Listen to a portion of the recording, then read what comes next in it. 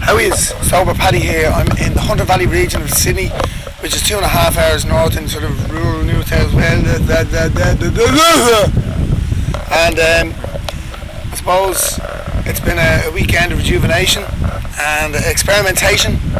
And I suppose the imagery I want to conjure up here is in the background. We've all the vines, and they have been hacked clean. They're in their winter season at the moment, and they're barren, devoid of any fruit.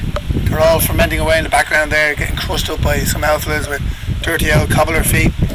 And yeah, I've had a little bit of a wine tasting already this morning. That's maybe why I'm a little bit slishy splashy when I'm talking about these things. But I haven't actually consumed the wine, you know.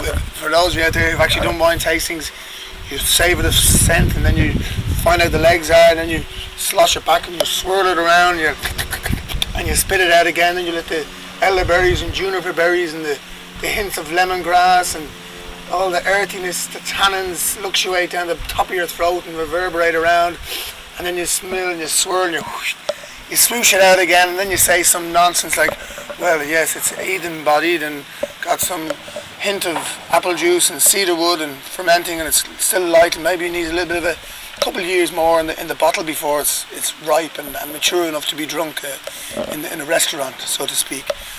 And it's been nice to actually just do that process of consuming a little bit of alcohol without actually getting drunk. And that, when I gave up drinking initially a couple of years ago, I allowed myself a few glasses of wine, and doing that with wine is quite acceptable, I think, even if you are a chronic alcoholic. But you know, it's important, I suppose, to just temper these two things, you know. Why do you give up drinking, and why do you give up drugs, and what the actual things you're doing are.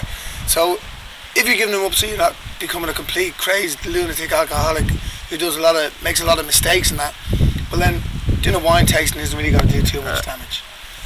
So that's my rationale behind it. I'm not going back drinking, not one bit, not one iota.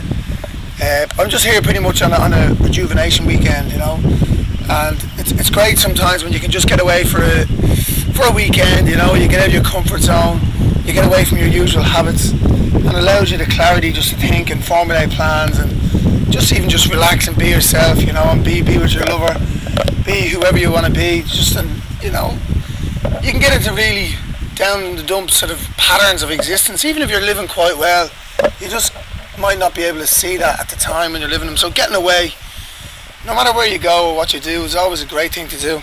And that's pretty much all I want to say today.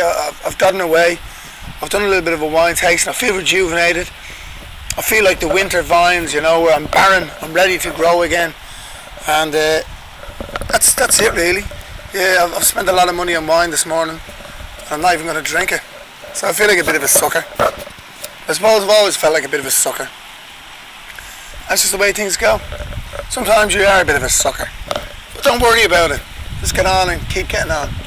Well, that's it. I don't know where you are, but you're in the pubs. Get up out of the bleeding lot of the bleeding pubs. Just get out of there. Come on, get up.